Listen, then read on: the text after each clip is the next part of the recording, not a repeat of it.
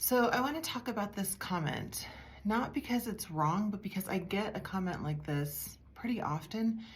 And I think that this may be something where people are hung up on this idea that they have all of this work and that there's just absolutely no way they could take everything that they've done and put it into something that looks like this. So I don't know if this is the exact book that he was commenting on, but basically, I was showing one of my flip throughs where I've just got these ancestors and most of them only have, 2 pages before you move on to another ancestor.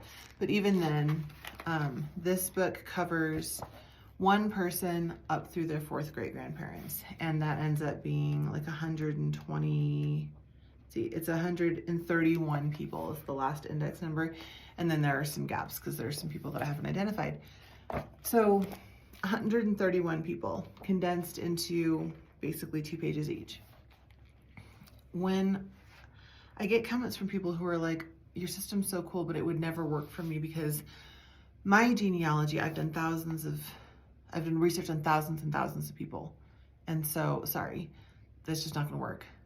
I hear that, but it makes me worried because as somebody who's also done genealogy work on thousands and thousands of people, how are you going to pass that on? That's the problem. And I don't even say that as like, oh, have you? Well, how are you going to pass that on? It's really, really kind of an issue. Now, maybe you don't care. Maybe you don't care because you passing it on isn't the goal. You do it because you want to do it. And maybe you're contributing to like a community type tree, like the one on Family Search. And so whatever work you do, you feel like it just kind of goes into the big genealogy pot and you're not worried about passing it on to a specific person or specific people or your descendants or something like that, that it's just about doing the work. But a lot of people have an idea that they want their children, their grandchildren, their nieces and nephews, their community specifically to know about their family and to benefit from their work in this really tangible, educational way, that those people are going to know about their ancestors because of the work that you've done, or know that these people existed in their community and they're the part of, American history or wherever you are because of the work you've done. You have to figure out a way to pass that on. And I don't want you to get to a place where suddenly you realize you've got 10,000 ancestors and it's too overwhelming to pass it on. Now, there are ways to share. If you've got a giant family tree, there are ways to share. You can download a file, a GEDCOM file. You can download your tree, like on Ancestry. It'll say, would you like to save your tree? And you get this computer file.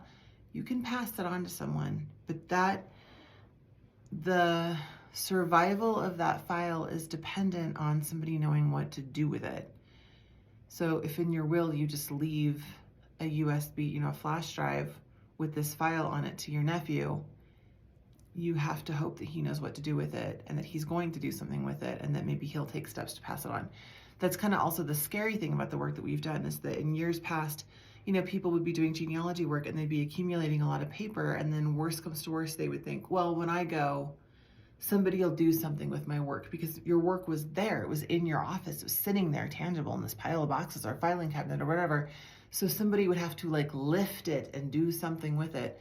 A lot of what we do now is online. It's on these different websites or it's on our computers. If we're smart, we're backing things up. But even then, it's in cloud storage. It's on a hard drive. It's not staring somebody down as they're trying to tackle your estate. And that does make me nervous because how is it going to get to the next person? I wanted to show you something. So I am somebody who buys other people's genealogy work. I buy old photos and I buy people's genealogy collections kind of out of curiosity. I do use them as samples or as props for my business. And then just sort of as a hobby, I like to make sure that some of that work is, like if there's an identified photo, I like to upload it to places like Family Search or Ancestry in the hopes that somebody else can find it. But it makes me kind of sad. Here's one super thin. I mean, this is, if we're talking tens, thousands of ancestors, this is not representative of that. But this is somebody's work. You can see the telltale coffee stain of a genealogist. And, somebody tried to organize this. Ooh, and there's papers And here's some photos, and there's, you know, they're identified in the back. My guess, having purchased this one, is that this is actually from a family reunion. I think somebody put this together for a family reunion because there's like just random family trivia written in Comic Sans. And then there's,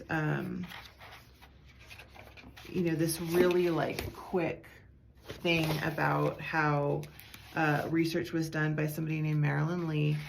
And then this goes on to have other papers where, and this is all, you know, color-coded stuff. Here's the family of this person.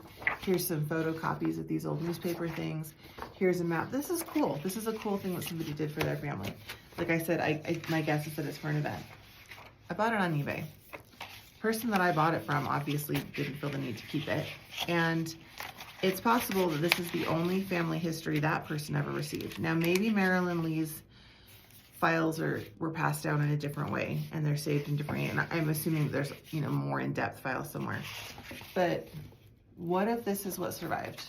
What if Marilyn Lee did a lot of work and she did this Herculean effort to get these color-coded pages out to everybody, and she made a copy for everybody, and she like did it? Well, this is what made it out, and it ended up with me because somebody sold it on eBay. This is likely not representative of all of Marilyn Lee's work. At least she got some of it out. This is, I mean, it's always sad that it ends up on eBay, but also like, this is not representative of everything. And this is an attempt to make it easy and accessible for people, but it's, you know, it's not the whole story. Here's another one. This is a different group, but this is more like somebody's compiled notes. You've got things that are written up. You've got just different little, and here's like the thing from the copy center where they probably had this printed. And this is just some more, it's just work. It's just additional work. It looks like this actually might have come from the same bundle, but it's just papers. Again, this probably isn't representative of all of the work they did, but this is what got out to me. This is what survived probably the person who was working on this, these two things. Is that enough to have shared? Is that enough? Does she feel like, wherever she is, does she feel like that was enough? And is it okay that it got out to somebody? And is it okay that that person then sold it on eBay?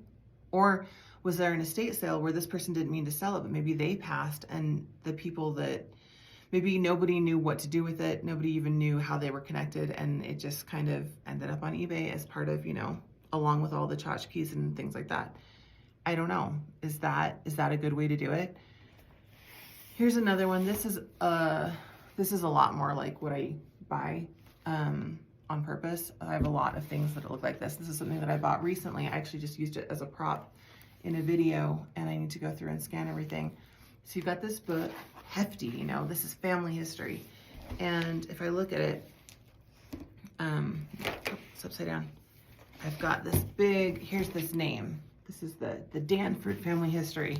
And we go right into photos that have been, put into these sleeves, and there's some identification, lots of photos. And then if we get past the photos, lots of photos, we've got some pages from an album that have also been saved as well as they could be on this. I mean, the thing is, I think that she actually glued it to this paper behind this plastic, which is not my favorite, but we've got little cutouts that somebody had. Now we've got this family tree graph, which only has a few people on it, but explains relationships. And then we get into some photocopies of records. We get into some saved newspaper articles. Here's another, photos, things like that. This was somebody's work that they were doing to preserve family history. And somehow or another, it ended up with somebody who let it go on eBay, and now it's mine. Is this a good way to pass on family history? Problems with this, there's benefits and problems. One is, the problem is that there's only one of this, right? And it ended up with me, who's not related to these people, which I'm assuming is probably not the ultimate goal of the person who put this together. And it's limited, right? We saw that there's not a huge family represented here. It's photos probably of very specific people, and they did what they could, but this is not 1,000 ancestors either. The benefit of this versus what we do on Ancestry or Family Search, though, is that this is tangible. Somebody had to deal with this. They either had to throw it away or donate it or put it on eBay, which is what they did. It forced somebody to deal with their family history. Now, it could have forced somebody to open it and learn and realize that it was important and it needed to be preserved and passed on. I don't think that that's what happened. So what am I talking about? When you're doing these books, you're doing what these people did. You're just trying to get some of the information out. But we have a huge advantage. The digital thing is scary because something could happen to us and all of our stuff could be stuck on the computer and nobody has to deal with it and it just goes away. But the digital thing is a huge boon because you can have a book like this, but then throw in some QR codes or a link, type out a link in here or something like that, and let somebody have this physical book that they have to deal with, but also have them be connected to this archive online. Have different ways that you share your work. Go ahead and throw your full family tree file in there if you want to, if you think somebody might have something to do with it, but make sure that you're sharing something that people recognize and know what to do. And then that's the start of it. You don't want to have 10,000 ancestors that you've collected and not have any plan for getting any of them out, even if it's just 130 of them. I hope it's not just 130 of them, but 130 of the ones that are closest to you and that are most important to you probably is a great start compared to just not passing anything on and not creating something that somebody can hold and share and read and understand. The somebody's being people that you may never know down the road. It's the compromise between this being something I can hold but being limited and not having a ton of clarity on, okay, well, exactly who are these people and how are they related? It's this, but it's thicker. We've evolved past the 2-page yellow and blue handout and the Xerox copies of newspapers. I don't know. I just think this is the next step, All of these people were trying their hardest with the tools that they had available. Don't feel like because nobody's invented the perfect tool that lets you easily share 10,000 people that you just shouldn't take that action, okay? Start, share, and if you're at all, if you are concerned about what to do with all of your genealogy work or your heirlooms or things like that when you pass, if you have access to the FTN Learning Library, there's a mini course that I did a while back and I put it in there. It's called Leaving a Legacy, and it walks you through thinking about how to pass on your genealogy work, steps you can take, things that you can put into your estate papers and all of that, because what you're doing is so much good work, and that time and effort is really worth something. And I don't want you to be so overwhelmed with the thought of sharing it that you kind of toss your hands up and just say, well, yes, it is what it is. You can take action. You can do things that will ensure that your work continues to be enjoyed and used by other people who are trying to understand this history. So don't get discouraged. Keep researching, keep growing that family tree, but make sure you're taking tangible steps to pass it on.